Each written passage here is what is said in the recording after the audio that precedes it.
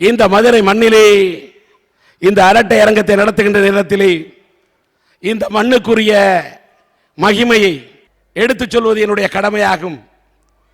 இந்த நாட்டிலே இன்றைக்கு நாம் சுதந்திர காற்றை சுவாசித்துக் கொண்டிருக்கிறோம் என்று சொன்னால் அதற்கு காரணம் யார்? மகாத்மா காந்தி. அந்த அண்ணல் காந்தியடிகளை அவர் மீது மாற்று கருத்துடையோர் அரையாடை கட்டிய பக்கிரி என்று சொன்னார்கள். அவர் அரையாடை கட்டினாரே, ஏன் அரையாடை கட்டினார்? எதற்காக கட்டினார்? எண்ணி பார்க்கிறேன்.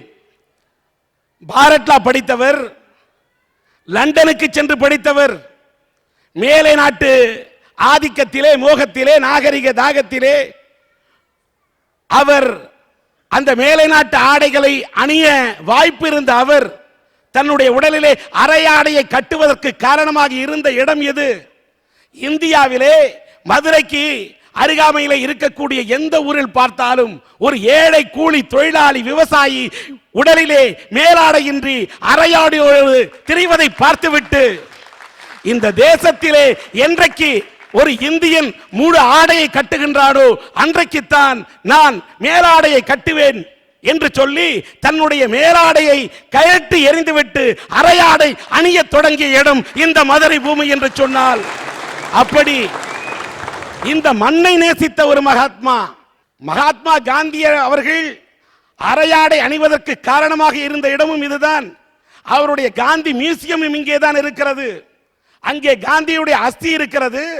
அவருடைய ஆடை இரத்த கரை படைந்த ஆடை கூட அங்கே இருக்கின்றது. அந்த காந்தியுடைய அருங்காட்சியகம் இன்றைக்கு தமிழ்நாட்டினுடைய பெருமையை இந்தியாவுக்கே பறைசாற்றக்கூடிய இடமாக இருக்கிறது. அதே போல 1981ஆம் ஆண்டு 5வது உலக தமிழ் மாநாடு நடத்தப்பட்ட போது தமிழன்னைக்கு சிலை, தமிழ் அறிஞர்களுக்கு சிலை, அந்த அறிஞர்களுடைய படங்கள் அருங்காட்சியகம் இருப்பது இந்த மதுரை மண்ணிலே. தமிழ்ச்சங்கம் வளர்த்த இடம். அது மட்டுமல்ல, வீரத்தின் விளைநிலமாக இருந்தாலே ஜான்சி ராணி, அந்த ஜான்சி ராணியின் பூங்கா இருப்பதும் இந்த மதுரையில் தான். எம்பெருமான் முருகப்பெருமான் அவனுக்கு 6 படை வீடு. அந்த 6 படை வீடு எது? திருப்பரங்குன்றம், 2 திருச்செந்தூர், 3 பழனி, 4 சுவாமிமலை, 5 திருத்தணி, 6 பழமுதிர்ச்சோலை. இவை 6 படை வீடு. இந்த 6 படை வீட்டில் முதலாம் படை வீடு திருப்பரங்குன்றம். அந்த திருப்பரங்குன்றம் இருப்பது எங்கள் மதுரையில் தான். ஆம், அங்கேதான் தெய்வானியை அவன் மணந்த இடம், அவள் மனதை கவர்ந்த இடம். அது மட்டுமல்ல, வள்ளியை வேடனாய் விருத்தனாய் அவள் இதயத்தில் இடம் பிடித்தானே, அவளை கவர்ந்தானே, அந்த இடம்தான் பழமுதிர்ச்சோலை. அது 6வது படை. முதலாம் படையும் இங்கே, 6ஆம் படையும் இங்கே, தமிழின் நடையும் இங்கே. ஆக அப்படிப்பட்ட அந்த 6 படை வீடுகளின் முக்கியத்துவத்தை பறைசாற்றக்கூடிய இடமும் இந்த மதுரை தான். இன்னும் 100 ஆண்டுகளுக்கு மேல் பெயர் பெற்ற புனித செயின்ட் மேரிஸ் சர்ச் இருப்பதும் இங்கேதான். ஹாஜியார் பள்ளிவாசல் இருப்பதும் இங்கேதான். சொல்லிக் கொண்டிருந்தால் பெருமைகளை பொழுது விடிய கூட சொல்லுவேன். அரிமர்தன பாண்டியன், அந்த அரிமர்தன பாண்டியனுடைய அரசவையிலே இருந்து மாணிக்க வாசகர் பரி வாங்க வேண்டும் என்று சொல்கிறார். குதிரை என்று சொல்லக்கூடிய பரி வாங்க வேண்டும் என்று சொல்லுகின்றார். பரியை வாங்கவில்லை. என்ன காரணம்? பரியை மறந்துவிட்டு சிவனை எண்ணி சிவனுக்கு கோயில் கட்டுகிறார். திருவாரூரிலே கோயில் கட்டி விடுகிறார். கொடுத்த பரி வாங்குவதற்காக கையில் இருந்த செல்வத்தை எல்லாம் செலவிடித்து அருட்செல்வ பொருட்செல்வத்தை கொடுத்து விட்டு அருட்செல்வத்தை வாங்க வேண்டும் என்று அவர் சிவனுக்கு கோயில் கட்டுகிறார் திருவாரூரிலே. மன்னன் கேட்டால் பரிக்கு எங்கே போவது? கண்ணீர் வடிக்கிறார். சிவன் அங்கே திருவிளையாடல் புரிகிறார். நரியை பரியாக்குகிறார். நரி பரியாகிறது, குதிரையாகிறது. மன்னனிடத்திலே நரியை பரியாக காட்டுகிறார். மன்னன் காலையில் பார்க்கிறான், பரி குதிரை எல்லாம் கணைப்பதற்கு பதில் நரியாக ஊளையிடுகிறது. மன்னனுக்கு கோபம். மாணிக்க வாசகர் சிறைவாசப்படுகிறார். மதுரையிலே சிவபெருமான் கோபம் கொண்டு ஆட்சியை வெள்ளத்தை பெருக்கெடுக்க வைக்கிறார். வெள்ள பெருக்கெடுத்தவுடன் அணை கட்ட வேண்டும் என்று மன்னன் துடிக்கிறான். வீட்டுக்கு ஒருவரை அனுப்ப வேண்டும். ஒரு ஏழை கிழவி வந்தி வீட்டில் அனுப்புவதற்கு யாரும் இல்லை. உடனே சிவபெருமான் வருகிறார். எப்படி வந்தார்? விறகு விற்பவனாக வந்தார். அந்த விறகு விற்பவனாக வந்து பிட்டுக்கு மண் சுமக்கிறார், கூலி கேட்கிறார். பிட்டைத்தான் தருவேன் என்று பிட்டு விற்கக்கூடிய அந்த பெண் சொல்லுகிறார். அந்த பெண்ணுக்காக, அந்த பெண் ஒருத்திக்காக, அந்த தாய்மாருக்காக பிட்டுக்கு மண் சுமந்தான் பெருமான். அந்த இடம் மதுரை. அவன் வளையல் விற்ற இடம், அவன் விறகு விற்ற இடம். இப்படி 63 திருவிளையாடல்களை அரங்கேற்றிய பூமிதான் இந்த மதுரை. வேறு எந்த ஊருக்காவது மகிமை உண்டா? இது எல்லாத்துக்கும் மேல அகிலாண்டேஸ்வரி, அங்கையர் கன்னி, மீனை போன்ற கண்களை உடைய அந்த மீனாட்சி, அந்த மீனாட்சி இருக்கிறாளே, அவளை இந்த உலகத்தின் மூளை முடுக்க எங்கோ இருந்து கொண்டு அவளை நினைத்தால் அருள் பாவிக்கக்கூடிய அந்த அகிலாண்டேஸ்வரி, அங்கையர் கன்னி, மீனாட்சி இருக்கும் திருத்தலம் இந்த மதுரை.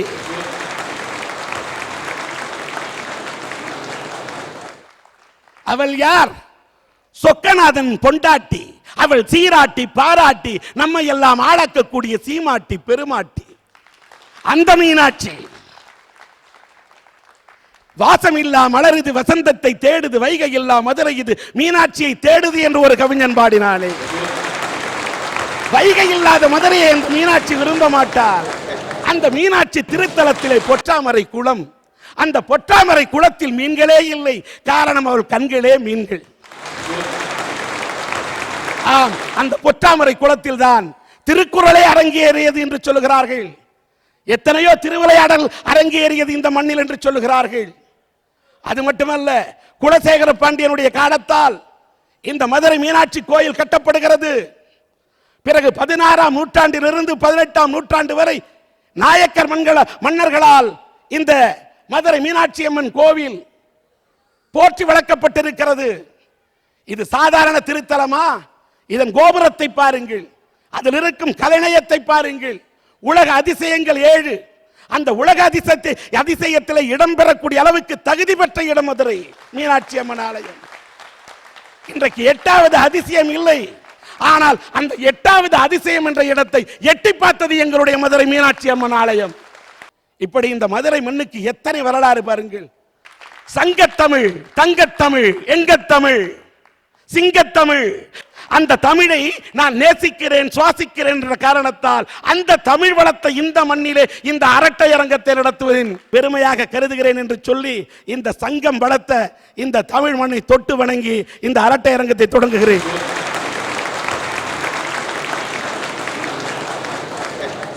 மதுரை மண்ணிலே நடைபெறக்கூடிய இந்த அரட்டை அரங்கத்திலே எடுத்திருக்கக்கூடிய தலைப்பு வரமா சாபமா? காதலிப்பது இல்லை, பெண்ணாய் பிறப்பது இல்லை, திருமணம் செய்வது இல்லை, முதுமை அடைவது இல்லை, இந்தியனாய் இருப்பது. வரமா சாபமா? இந்த 5 தலைப்பை கொண்டு வரமா சாபமா என்று தங்கள் வாத திறமை கொண்டு இங்கே இந்த பேச்சாளர் படை முற்படுகிறது. இந்திய நாடு என் வீடு, இந்தியன் என்பது என் பேரு, எல்லா மக்களும் ஓருறவு, ரகுபதி ராகவ ராஜாராம் பதித்த பாவன சீதாராம்னு இந்தியான்னு பேரை கேட்டோன்னே சும்மா அதிரதுல. அந்த பழமையும் வளமையும் பெருமையும் பல மொழியினரும் பல இனத்தினரும் பல மதத்தினரும் வேற்றுமையில் ஒற்றுமை காண்கின்ற இந்த நாட்டில் பிறந்து இந்த நாட்டிலே வளர்ந்து இந்த நாட்டையே எப்படி சார் சாபம்னு சொல்ல முடியும்? வரன்னு தான் சார் பேச வந்திருக்கேன். ஐயா, உலகிற்கே ஒளியை கொடுத்தவன் தாமஸ் ஆல்வா எடிசன்கிற ஒரு அமெரிக்கர். ஆனா நம்ம நாட்டில் பிறந்த சுவாமி விவேகானந்தர் அமெரிக்கால சிகாகோ மாநாட்டில் சகோதர சகோதரி என்னாரு. ஆனா அந்த கல்வெட்டுல இன்னைக்கு என்ன தெரியுமா எழுதியிருக்கு? கிழக்கில் தோன்றிய ஞான ஒளி. அதாவது என்னதான் நீ உலகிற்கு ஒளியை கொடுத்தாலும் உன் நாட்டிற்கு அறிவொளியை தரது இந்தியன் தான் சொல்லும் போது பெருமைக்குரிய இந்தியனா இருப்பதா வரம் தான் சொல்றேன். ஐயா, G5 நாடுகள்னு இருக்கியா? அந்த நாடுகள் என்ன சொல்லுதுன்னா, இந்தியர்களின் ஆலோசனை இல்லாம எடுக்கப்படும் முடிவுகள் எல்லாம் சரியா இருக்காதுன்னு சொல்லுது. அப்ப அந்த இந்தியா தான் அந்த விவாதத்துடைய தலைமையா இருக்கும் போது அந்த இந்தியனா இருப்பதை வரோம் தான் சொல்றேன். ஆடி காட்டில் ஆட்டம் கண்ட மரங்கள் தான், அள்ளி தூவிய விதை தூவல் தான், ஆடி பெருக்கில் அடித்து கொண்டு போனாலும் கல்லிலும் சரி, முள்ளிலும் சரி, பள்ளத்திலும் சரி, பாறையிலும் சரி, ஒரு பிடி தான் இந்தியன் என்கின்ற ஒரு பிடி மண் கிடைத்தால் போதும், ஊன்றி எழுந்து விடுவான். வளர வழிகாட்டாவிட்டாலும் சரி, வழிவிடுங்க, வளர்ந்துடுவோம், சாதாரண சாதனையாளரான்னு சொல்லி இந்தியா இருப்பது வரமேன்னு பேச வந்துட்டேன். சார், ஒரு அழகான கவிதை படித்தேன் சார். வரங்களே சாபங்கள் என்றால் இங்கே தவங்கள் எதற்காக? இப்படி வரமா வந்து சபமாகி போன ஒரு சமுதாயம் இருக்குன்னா அது பாழா போன இந்த பெண் சமுதாயம் தான் பேச வந்திருக்கேன் சார். நம்ம நாட்டில் படிச்சுட்டு பட்டம் பெற முடியாம பல இளைஞர்கள் தவித்து கொண்டிருக்க, இல்ல பாழா போன பெண்ணாய் பிறப்பது சாபம் என்று பேசுவீங்க. எந்த மண்ணில்? மதுரையில். சொக்கநாதருக்கு, அதாவது சிவனுக்கு மரியாதையா இல்லை, அதாவது சக்திக்கு மரியாதையா என்றால் சக்திக்கு மரியாதை என்பதை உலகத்துக்கே பறைசாற்றக்கூடிய மீனாட்சி இருக்கக்கூடிய, அவருடைய அரசாட்சி இருக்கக்கூடிய இந்த மண்ணிலே பெண்ணாக பிறப்பது பாவம், பெண்ணாக பிறந்தது சாபம் என்று சொன்னால் மீனாட்சிக்கு வராதா கோபம்? நம்ம நாட்டில் படிச்சுட்டும் பட்டம் பெற முடியாம பல இளைஞர்கள் தவிச்சுக்கிட்டு இருக்க, பெண்களுக்கு மட்டும் நம்மளுடைய சமுதாயம் வாரி வாரி பல பட்டங்களை கொடுத்துக்கிட்டு இருக்கு. அது என்ன பட்டங்கள் தெரியுமா? அழுதா சாகசக்காரி, அழாவிட்டால் அழுத்தக்காரி, சிரிச்சா சிங்காரி, சிரிக்காவிட்டால் சிடுமூஞ்சி, காதலனை கைப்பிடித்தால் ஓடுகாளி, கட்டிய கணவன் கைவிட்டால் வாளா வெட்டி, குழந்தை இல்லை என்றால் மலடி, கணவன் இல்லை என்றால் விதவை, திருமணமே ஆகவில்லை என்றால் முதிர்கண்ணி. இத்தனை அற்புதமான பட்டங்களை பெறுவதற்காகவா சார் நாங்கள் பெண்ணாக பிறக்க தவம் செய்திருக்கணும்? ஐயா, ஒரு நிமிஷம். ஒரு பொண்ணு வீட்டில் முதல்ல பிறந்துட்டான்னா, இல்லை ஒரு வீட்டுக்கு விளக்கேற்ற போனான்னா, எங்கள் வீட்டில் மகாலட்சுமியே பிறந்துட்டான்னு சொல்லக்கூடிய மதுரை மண்ணில் பிறந்துட்டு அப்படி பேசப்படாது. மகாலட்சுமின்னு சொல்ற அதே இந்த ஊர் தான் அந்த பெண் விதவையானதுக்கு அப்புறம் மூலி அலங்காரின்னு கூட சொல்றாங்க. எங்களை நீங்க மகாலட்சுமின்னு சொல்ல வேணாம், மூலி அலங்காரின்னு சொல்ல வேணாம், மனுஷியா பாருங்க தான் நான் சொல்லிக்கிட்டு இருக்கேன். ஒரு நிமிஷம். நம்முடைய முதலமைச்சர் கூட ஏதோ ரெண்டு பொண்ணுங்க பேசிக்கிட்டு இருந்தா, அதுங்க பேசுது, ஏதோ அதுகளுக்கு வயசு, நீயோ பெருசு, உங்களுக்கு என்னையா வேணும்? இந்த நாட்டில் ரெண்டு பெண்கள் பேசினாதான் ஆபத்தே.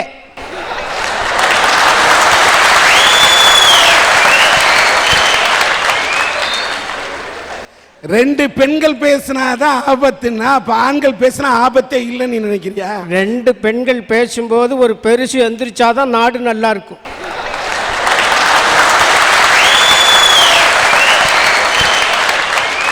நம்முடைய முதலமைச்சர் ஒரு பட்டிமன்றத்தில் கலந்துக்கும் போது சொன்னார் சார், ஒரு கவிஞர் பாடும்போது சொன்னார், விதவை என்ற சொல்லுக்கு பொட்டில்லையே என்று வருத்தப்பட்டார். நம்முடைய முதலமைச்சர் சொன்னார், விதவை என்ற சொல்லுக்கு பொட்டில்லை, ஆனால் கைம்பெண் என்று கூப்பிட்டு பாருங்கள், 2 பொட்டுக்கள் வைக்கலாமே. ஆனால் உங்களை விதவைன்னோ மலடின்னோ வாழாவெட்டினோ எந்த ஆம்பளையும் சொல்றதில்லை. பெண்களே பெண்களுக்கு இழைக்கக்கூடிய கொடுமையத்தான் சொல்றேன். அந்த மாதிரி பெண்கள் இருக்கக்கூடிய இனத்துல பிறந்ததைத்தான் நான் சாபம்னு சொல்லிக்கிட்டேன். பெண்ணே பெண்ணுக்கு வந்து சாபமா இருக்கிறான்னு சொன்னீங்களே, ஒரு அருமையான. ஏன்னா இப்ப மாமியார் மருமகள் போட்டின்னு வச்சாலே மருமகளை கொடுமைப்படுத்துற மாமியார் தான் அதிகம் இருக்கிறாங்களே தவிர மருமகளை கொடுமைப்படுத்தக்கூடிய மாமனாரோட எண்ணிக்கை கம்மியாகுது. ஆக ஒரு பெண்ணால் தான் இன்னொரு பெண்ணை ஏற்றுக்கொள்ள முடியவில்லை. வரதட்சணைன்னு ஒரு விஷயம் இருக்கு. விலை கொடுத்து வாங்கிய மணமகனுக்கே அடிமையாக போகக்கூடிய அவ்வள நிலை இந்த பெண் சமுதாயத்துக்கு தானே சார் இருக்கு. எங்களுடைய சோக துணையா இருக்கிறதெல்லாம் எங்களுடைய ஈர தலையணை மட்டும் தானே சார். இதையும் தாண்டி வரதட்சணைன்ற ஒரு விஷயத்தை கொடுத்து கல்யாணத்துக்கு வரோம்னு வச்சுக்கோங்களேன், அங்க பத்திரிக்கைன்னு ஒரு விஷயம் வரும். கஷ்டப்பட்டு போராடி எதிர்த்து நாங்கள் வாங்கின அந்த படிப்பு அந்த பத்திரிக்கையில் போட மாட்டாங்க. ஏன் தெரியுமா? மாப்பிள்ளை கம்மியாக படிச்சிருப்பார். என்னைக்காவது ஒரு நாளைக்கு பொண்ணு கம்மியாக படிச்சிருக்குன்ட்டு அந்த மாப்பிள்ளை தன்னுடைய படிப்பை போடாம இருந்திருக்காங்களா? இல்ல. காரணம் என்ன தெரியுமா? மாப்பிள்ளை படிச்ச படிப்பு கம்மி, அவர் ஆக்கிடக்கூடாது டம்மி அப்படி நீங்க சொல்லி தரது உங்க மம்மி.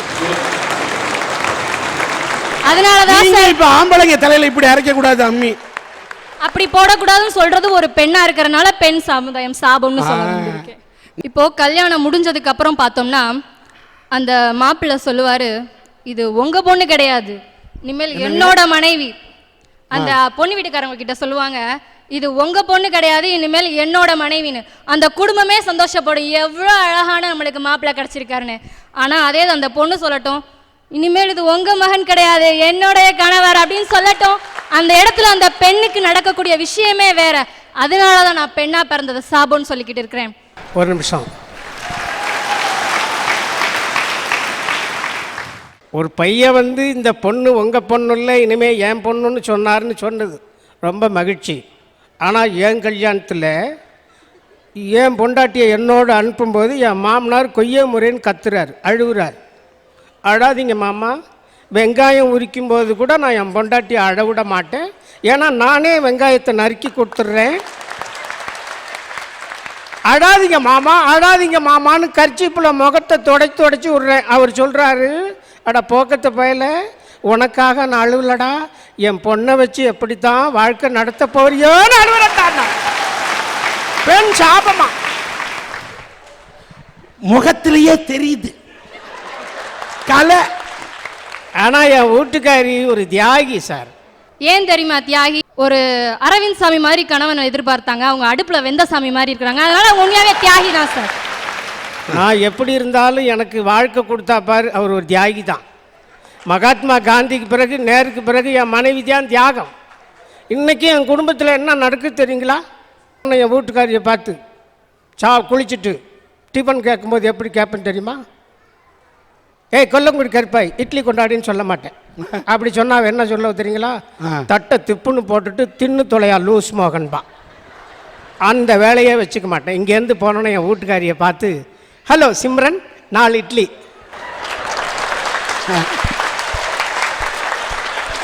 அவ 8 இட்லியை கொண்டாந்து வச்சுட்டு டேக் இட் விசால். என்ன இதெல்லாம் வந்துருவாருங்க, விசாலி கேட்டா தூக்கு மாட்டி செத்து போயிடுவாரு. இதெல்லாம் வந்து குடும்பத்தில் கிவ் அண்ட் டேக் பாலிசிமா, கிவ் அண்ட் டேக் பாலிசி. நீர் விஷாலை கூட்டு உன் தோல்ல போட சொல்ற ஒரு ஷாலு. சார், என்னை பார்த்தா எப்படி ஃபிகரா இருக்கு? சப்ப ஃபிகரா இருக்கா, இல்லை பார்க்க சுமாரா இருக்கா, இல்லை அழகை விட அழகா இருக்கணா? இந்த கேள்வி எல்லாம் என்கிட்ட கேட்கவே கூடாது. சரி விடுங்க, இந்த தம்பி எந்திரிச்சிட்டான். பார்த்தா சப்ப ஃபிகர் மாதிரி தான் சார் இருக்குது. ரொம்ப தேங்க்ஸ் தம்பி. இதெல்லாம் நல்ல மார்க் போட்டுற பார்ட்டி.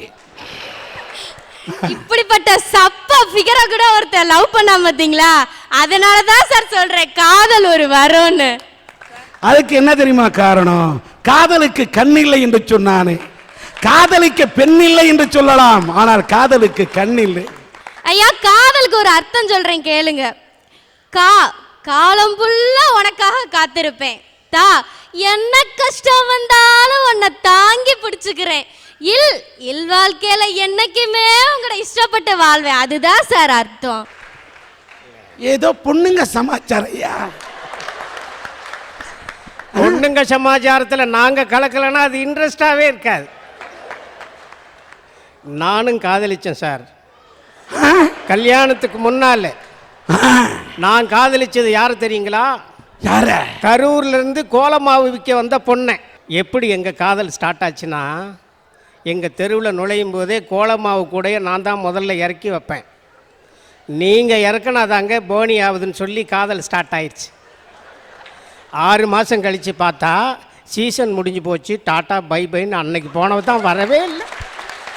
அப்புறம் நான் மைக்கை எடுத்துக்கிட்டு, மரணம் என்னும் தூது வந்தது, அது மங்கை என்னும் வடிவில் வந்தது, சொர்க்கமாக நான் நினைத்தது இன்று நரகமாக மாறிவிட்டது, யாருக்காக?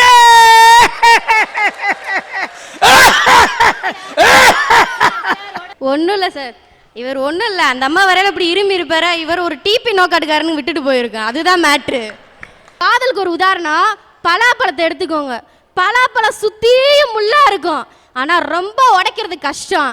ஆனா உடைச்சு உள்ள எடுத்து பார்த்தீங்கன்னா எப்படி தெரியுமா இருக்கும்? அந்த பலாப்பழத்தை தேனே வலியும் சார். அது மாதிரி தான் இந்த காதல். கஷ்டம் வந்தாலும் சரி, நஷ்டம் வந்தாலும் சரி, அதை உடைச்சி எடுத்து சாப்பிட்றாங்க பார்த்தீங்களா?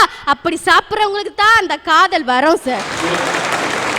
மதுரை மீனு என்ற இந்த பெண், அவருடைய தந்தை பெயர் செல்வம். திருமயம் அருகே உள்ள பனையப்பட்டி ஊரைச் சேர்ந்த அவரை மேடைக்கு அழைக்கிறேன். மீனு,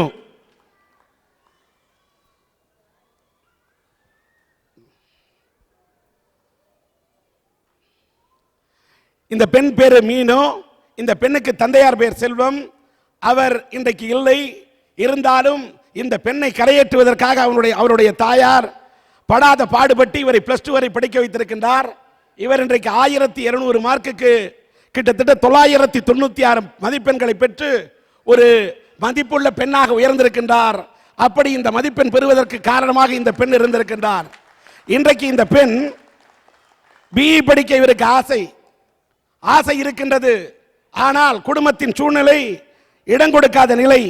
இவருடைய கனவை நிறைவேற்ற விருப்பத்தை சன் டிவியினுடைய அரட்டை அரங்கத்திடம் தெரிவித்த காரணத்தால் புதுக்கோட்டையைச் சேர்ந்த செந்தூரான் பொறியியல் தொழில்நுட்ப கல்லூரியின் சேர்மன் திரு எஸ் பைரவன் அவர்கள் இந்த பெண்ணுக்காக, இவர் பிஇ படிப்பதற்காக அந்த அனுமதி பத்திரத்தை அவரிடத்தில் அவர் வழங்குகின்றார்.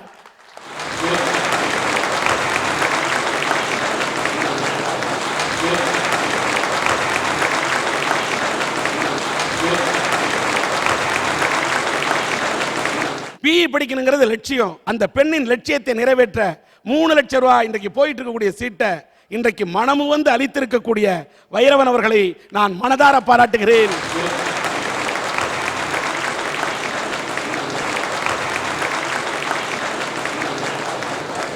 தேவக்கோட்டை அருகே இருக்கக்கூடிய சண்முகநாதப்பட்டினத்தைச் சேர்ந்த மு. சேகன் அவர்களை மேடைக்கு அழைக்கின்றேன்.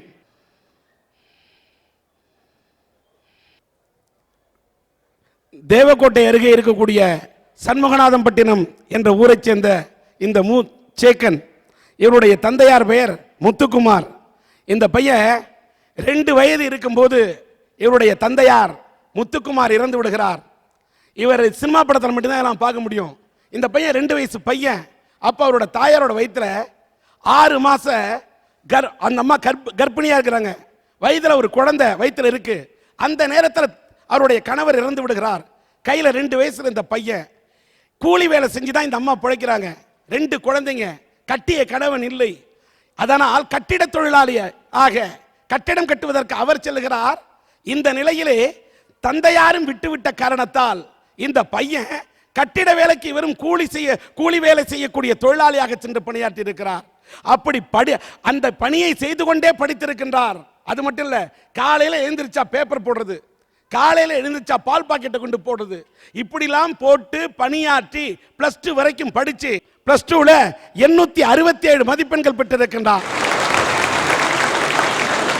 இன்னைக்கு ஒரு பணக்கார வீட்டு பையனுக்கு படிக்க வைக்கிறதுக்கு அப்பா அம்மா இருந்து டியூஷன் வச்சா கூட பள்ளிக்கூடம் போக மறுக்கக்கூடிய பிள்ளைகளுக்கு மத்தியிலே ஒரு தந்தை இல்லை என்றாலும் ஒரு தாயினுடைய உணர்வை புரிந்து கொண்டு பேப்பர் போட்டாவது நான் படிப்பேன், கட்டிட வேலை செஞ்சாவது நான் உழைப்பேன், பால் பாக்கெட்டு போட்டாவது என்னுடைய படிப்பறிவை வளர்த்துக் கொள்வேன் என்று இன்றைக்கு +2ல் 867 மதிப்பெண் பெற்ற இவர் எப்படியாவது பட்டப்படிப்பு படிக்க வேண்டும் என்று இவர் விருப்பப்பட்டார். அந்த விருப்பத்தை சன் டிவியினுடைய அரட்டை அரங்கத்திடம் தெரிவித்தவுடன் நாங்கள் மேற்கொண்ட முயற்சியின் காரணமாக இன்றைக்கு SRM பல்கலைக்கழகத்திலே இவருக்கு அந்த பிகாம் சீட்டை இவருக்கு வழங்கி இருக்கின்றார். 3 ஆண்டுகள் சீட்டை கொடுத்ததோடு அல்லாமல் இவர் அங்கே சேர்ந்து தங்கி படிப்பதற்கான அத்தனை செலவும் ஏற்றுக்கொள்கிறார் என்று சொன்னால் கிட்டத்தட்ட 3 ஆண்டு படித்து வருவதற்கு 2 லட்சம் ரூபாய் செலவுள்ள அந்த பிகாம் சீட்டை இன்றைக்கு சன் டிவியினுடைய அரட்டை அரங்கத்தின் மூலம் பச்சமுத்து அவர்கள் வழங்க முன்வந்திருக்கிறார் என்பதை இங்கே தெரிவிப்பதில் நாங்கள் பெருமை அடைகின்றோம். பிகாம் படிப்பதற்கான இவருக்கு அந்த அனுமதி பத்திரம் இங்கே வழங்கப்பட்டிருக்கிறது. இவர் தன்னிடத்தில் ஈழத்தை சார்ந்தவர், என்னிடத்தில் இதயம் இருக்கிறது என்ற அடிப்படையிலே இந்த இவருடைய பாக்கெட் மணியை எடுத்து இதயத்துக்கு அருகிலே பாக்கெட் இருந்தால் போதாது, அந்த பாக்கெட் மணியை எடுத்து இவருடைய முன்னேற்றத்துக்காக, இவருடைய படிப்பு செலவுக்காக சேக்கனுக்கு 3000 ரூபாயை கொடுக்கின்றார். நந்தருக்கும் காரண ரவிக்கும் உங்களுடைய வாழ்த்துக்கள். சவரிமுத்து அருள்தாஸ் நினைவு அறக்கட்டளையின் சார்பாக ரவிச்சந்திரன் அவர்கள் இவருடைய படிப்பு செலவுக்காக 5000 ரூபாயை மனமோந்து அளிக்கின்றார். நீங்களும் உங்க கையில் கொடுங்க.